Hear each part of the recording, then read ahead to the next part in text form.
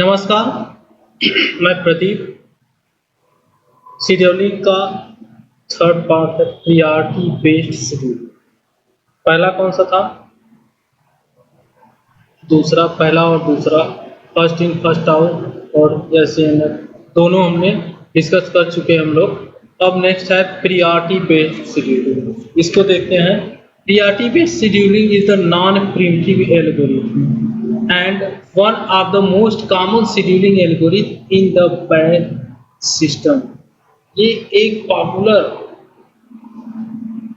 Scheduling कही जाती है इन्हें batch system. Priority based scheduler एक नॉन प्रिम्प्टिव एल्गोरिथम है और एक बैच सिस्टम के सबसे लोकप्रिय एल्गोरिथम में से एक है। ठीक है। Each process is assign A priority process which highest priority is to be executed first and so on। Process with same priority and executed on first come first serve basis। ये किस पे base करता है? First come first serve, यानी पहले आइए और पहले पाइए के आधार पे ये प्रोसेसिंग वर्क करती है। हर प्रोसेस को एक प्रायोरिटी असाइन की जाती है। हर प्रोसेस के एक प्रायोरिटी असाइन की जाती है। इसमें सबसे ज़्यादा प्रायोरिटी वाला प्रोसेस पहले एग्जीक्यूट होगा और ऐसा ही चलता रहता है। हर प्रोसेस की एक प्रायोरिटी असाइन की जाती है। जिसकी प्रोसेसिंग सबसे ज़्यादा होगी, जिसकी मांग सबसे ज़्यादा होगी, उसको पहले असाइन कर दिया जाएगा। Process with same priority and executed the first come first serve basis। ठीक। Priority can be decided based on memory requirement, time requirement or any other resource requirement। Priority किस पे डिसाइड करते हैं? बेस मेमोरी रिक्वायरमेंट, मेमोरी पे, time requirement पे and any other resource, इन सब पे जो है कि प्रायोरिटी इसकी बेस्ड होती है। Given table of the process, there arrive time, execution time and priority। There is are considering one of lowest priority। तो इसकी हम लोग देखते हैं। इस तरह से टेबल बना लीजिए प्रोसेस का, जैसे पहले भी बनाया गया था। Process P0, P1, P2, P3 arrival time क्या होता है? 0। पहले प्रोसेस 1 का 0 होगा, फिर 1, 2, 3 इस तरह से बढ़ता जाएगा। एग्जीक्यूशन टाइम आपको दिया होगा या फिर दिया होगा। इसका एग्जीक्यूशन टाइम जैसे पहले था 5, 3, 8 और 6। प्रायोरिटी इसकी क्या है? 1, 2, 1, 3। अब इसको हम लोग कैलकुलेट करेंगे जैसे कि पहले कैलकुलेट किए थे।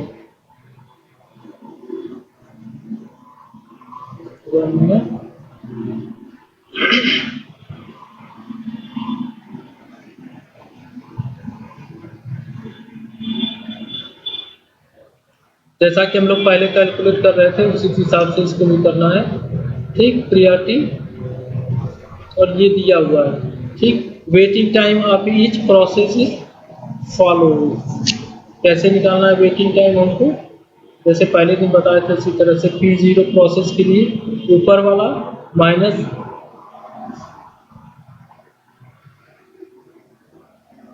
अराइवल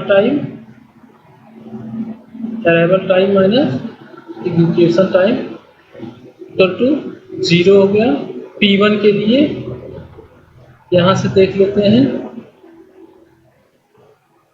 ये 11 माइनस 0, 11 माइनस 1, 11 माइनस 1 कितना हो जाएगा? 10 हो जाएगा। फिर 14 माइनस 2, 12 हो जाएगा। इस तरह से 5 माइनस 3, 2 हो जाएगा। जैसे पहले वीडियो में हम लोग निकाल रहे थे उसी तरह से इसको निकालना है। फिर उसके बाद average waiting time 0 plus 10 plus 12 plus 2 divide by 4 यानी 6 आ गया। इसका सबसे हाईएस्ट टाइम होगा। ठीक है। फिर उसके बाद नेक्स्ट है shortest remaining time. shortest remaining time. Shortest remaining time, SRT, is the primitive version of the SJN algorithm. Primitive versions of the SJN algorithm. The process is allocated to the job close to completion, but it can be priority based on newly ready job with shorter time in completing. Impossible. The implementation is interactive system which requires CPU. Time is not no CPU का time इसमें हमको पता नहीं होता है. It is often used to batch environment where shortest job need to give performance. यही है, उसी के आधार पे है. मेन कॉन्सेप्ट इसका यही है. ऐसे एन एल्गोरिथम के पे ही आधारित ये भी है, इसको देख लीजिएगा. उसके बाद आता है round robin scheduling. Round robin is the primitive process scheduling algorithm. Round robin scheduling is the primitive process scheduling algorithm. Each process is provide a fixed time to execute. It is called the quantum one. Once a process is executed of a given time period, it is limited and other process execute for a given time period. Context switching is used to save state and primitive process. Round robin एक primitive scheduling है और उसी पे आधारित है. इस algorithm में हर process को एग्जीक्यूट होने के लिए एक निश्चित समय दिया जाता है. हर प्रोसेस को एग्जीक्यूट होने के लिए एक निश्चित समय दिया जाता है, जिसको हम क्या बोलते हैं? Quantum. Each process is provide a fix time execute, it is called a quantum sequence. जब एक बार किसी प्रोसेस को दिए गए समयावधि के लिए एग्जीक्यूट कर दिया जाता है तो उसे हटाकर दूसरी बार सारे प्रोसेस को दिए गया समय के लिए एग्जीक्यूट किया जाता है. कंप्लीट किए हुए प्रोसेस की स्थिति को याद रखने के लिए कॉन्टेक्स्ट स्विचिंग का प्रयोग किया जाता है और उसी आधार पे इसको हम सेव करते रहते हैं. Context switching is used to save state and primitive process. ठीक है, तो उसी के आधार पर इसको सेव किया जाता है. फिर वेटिंग टाइम निकालते हैं उसी तरह से, जैसे service time minus arrival time. Service time minus arrival time जैसे पहले हम लोग निकाल रहे थे उसी तरह से है. क्वांटम इसका कितना है? 3 प्रोसेस कितना है? P1 P2 P3 इस तरह से निकाल लेंगे पहले की तरह से. उसके बाद सर्विस टाइम वेटिंग टाइम निकाल लेंगे. इसको ध्यान से देखिए, जैसे हम लोग पहले निकाल रहे थे उसी तरह से इसको निकाल लेंगे. Service time minus arrival time, service time minus arrival time, इस तरह से निकाल करके उसको जोड़ करके नंबर ऑफ प्रोसेस से फिर डिवाइड कर देंगे. अब इसका कितना आ गया? 8.5. 8.5 बहुत ज़्यादा होता है. ठीक है, इसके बाद है multi level queues scheduling. Multi level queues scheduling is not multi-level queue scheduling is independent scheduling algorithm. They make use to other executing algorithm to group and scheduling job with the common characteristic. Multiple queues are maintained to process with common characteristics. Each queue, प्रत्येक queue can have to one scheduling algorithm. Priority is assigned to each queue. Multi level queues एक स्वतंत्र शेड्यूलिंग है, independent scheduling algorithm नहीं है. Not an independent scheduling, स्वतंत्र scheduling algorithm नहीं है. ये बाकी के पहले मौजूद एल्गोरिथम का प्रयोग करते हैं सभी. हाँ, तो हम देखते हैं multi level queues scheduling. Multi level queues scheduling एक स्वतंत्र शेड्यूलिंग नहीं है। They make a use of other, जो पहले की शेड्यूलिंग हमारे पास है उसी के कॉन्सेप्ट में मल्टी लेवल क्यू शेड्यूलिंग को डिजाइन किया गया है, जैसा कि इसका नाम ही है मल्टी लेवल क्यू शेड्यूलिंग। ठीक है, जिसके द्वारा ये ऐसे जॉब को चुनते हैं जिसमें कैरेक्टरिस्टिक समान हो और फिर उन्हें शेड्यूल करते हैं। ठीक है, कैरेक्टरिस्टिक जिसमें समान हो फिर उसको शेड्यूल करते हैं। समान कैरेक्टरिस्टिक वाले प्रोसेस को एक क्यू में रखा जाता है। Multiple Q R maintain for each with common characteristics, एक क्यू में रखा जाता है सभी समान प्रोसेस वाले को।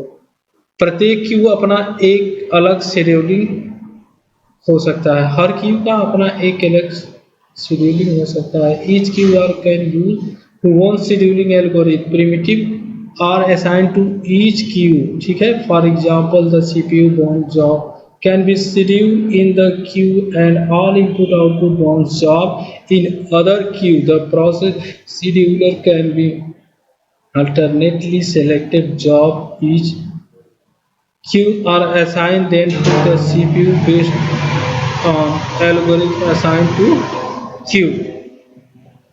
CPU bound job को एक डॉक्यूमेंट में डालकर शेड्यूल किया जा सकता है और सभी इनपुट आउटपुट बाउंड जॉब को किसी और क्यू में डाला जा सकता है। इसके बाद प्रोसेस शेड्यूल हर क्यू में अल्टरनेटिव रूप से जॉब को सेलेक्ट करता है और उस क्यू को जो एल्गोरिथम किया गया है उस सबका हिसाब सीपीयू को असाइन कर देता है। जितना भी किया होता है उसको सबको असाइन कर देता है। ठीक है, उसके बाद है हमारे पास क्या, process scheduling Q. Process scheduling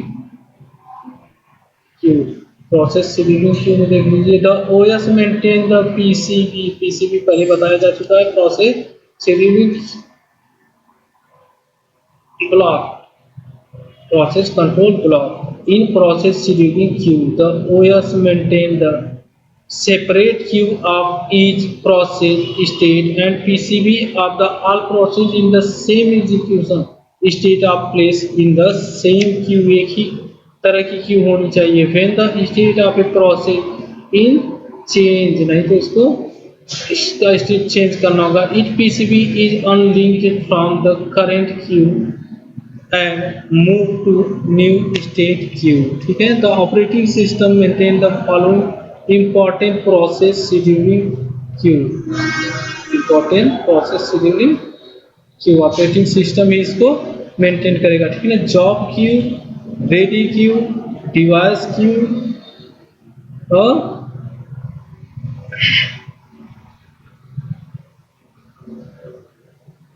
job queue पहला, this queue keep all the process in the system.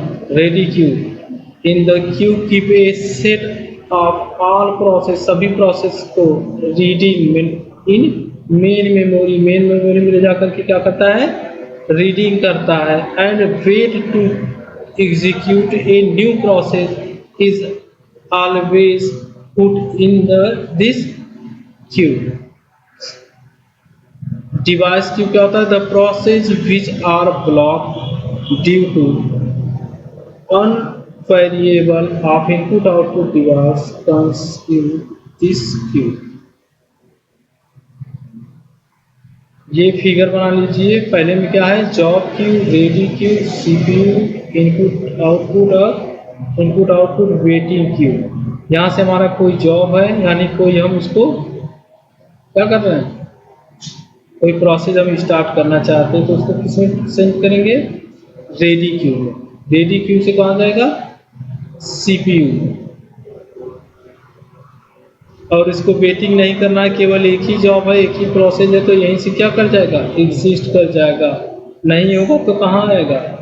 अगर बहुत सारे जॉब हमारे एक साथ, बहुत सारे जॉब हम लोग चला रहे हैं, बहुत सारे कमांड दे रखे हैं उस पर इस सिस्टम को, तो वो क्या करेगा, सीपीयू से फिर आ जाएगा वेटिंग क्यू में, इनपुट आउटपुट वेटिंग क्यू में, फिर आएगा इनपुट आउटपुट में, फिर आएगा इसमें, फिर जाएगा रेडी में, फिर सीपीयू में जाएगा। तब उसको अगर टाइम मिलेगा तो वो एग्जिस्ट करेगा, अपना काम पूरा करेगा, नहीं तो फिर इसी में वो घूमता रहेगा जब तक कि उसका काम पूरा नहीं हो जाता इसी क्यू में। सीपीयू से बाहर वेटिंग में भी नहीं जा रहा है, कोई गार्बेज वैल्यू आ रही है, कोई और अदर प्रॉब्लम है तो यहाँ से भी मूव कर सकता है। इनमें रेडी क्यू में फिर सीपीयू में जाएगा। इस तरह से ये डायग्राम इसका है, इसको बहुत अच्छे से बना लीजिए। प्रोसेस शेड्यूलिंग क्यू पूछता भी बहुत है।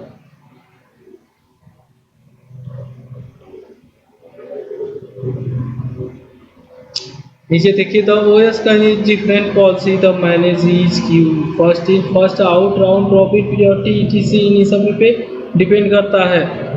The OS scheduler terminate how to move process between the ready and run queue which can only one entry per process go on the system in the above diagram.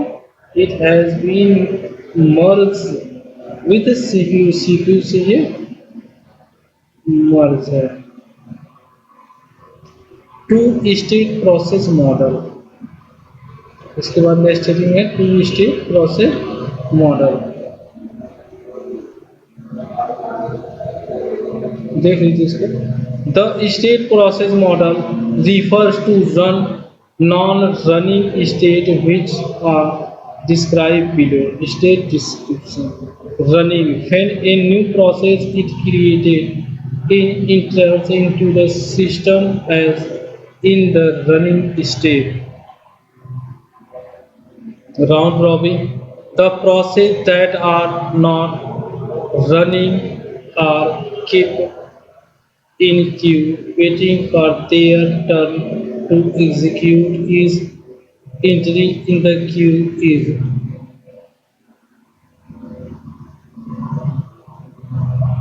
is a pointed queue. Queue is implemented by using linked list। किस पे depend करता है? Link list पे। इसको पूरा पढ़ लीजिएगा, discussion होगा। शेड्यूलर क्या होता है? Scheduler are the special system software which handle the process scheduling. Scheduler किसको हैंडल करता है? प्रोसेस सिस्टम को हैंडल करता है in various way, different ways. ठीक है।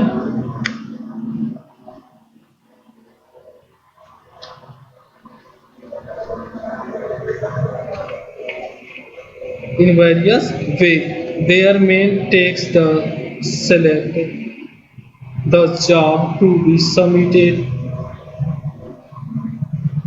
into the term and to devise which process to run। तीन type का होता है, थ्री टाइप का। Long term scheduler, short term scheduler and medium term scheduler. ये थ्री टाइप्स का होता है। There scheduler is a three type: long term scheduler, short term scheduler और medium term scheduler. Scheduler are a special system software, उसको देख लीजिए। System software होता है which handle process scheduling, scheduling के प्रोसेस को हैंडल करता in various way, different way से। ठीक है। There are main task to the select job and submit the system and decide which process. हर प्रोसेस को ये डिसाइड करता है। सपोज करिए एक साथ हमने 10 प्रिंट आउट दे दिया सिस्टम को। ठीक है। एक साथ हम लोग सिस्टम को बहुत सारा प्रिंट का ऑप्शन दे रखे। किसको प्रिंट करेगा? सबसे पहले जिसमें long term scheduler, short term scheduler है, मीडियम टर्म शेड्यूलर।